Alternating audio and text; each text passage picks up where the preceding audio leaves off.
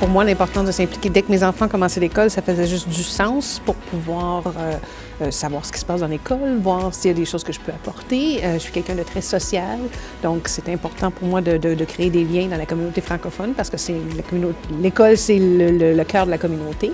C'est la motivation numéro 1, de pouvoir s'impliquer puis de faire une différence pour nos enfants. Puis étant donné qu'on est petit, je pense que ça nous donne vraiment la fierté puis de faire des choses qui sont petites à nos yeux, mais qui sont grandes pour les enfants.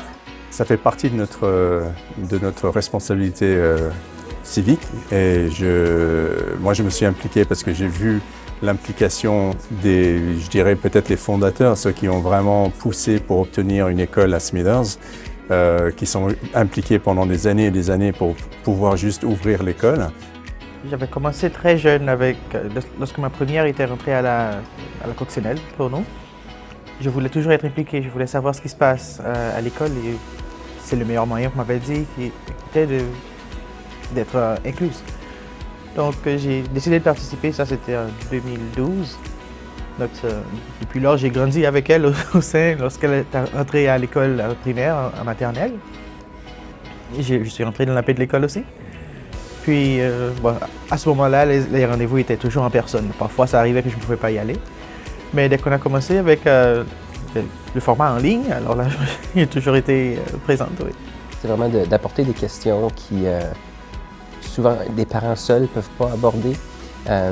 Question de comment on va s'assurer que le français dans les cours, le français dans les salles de classe. Il y a beaucoup de parents qui s'en préoccupent, puis souvent les enseignants par soi-même ne sont pas capables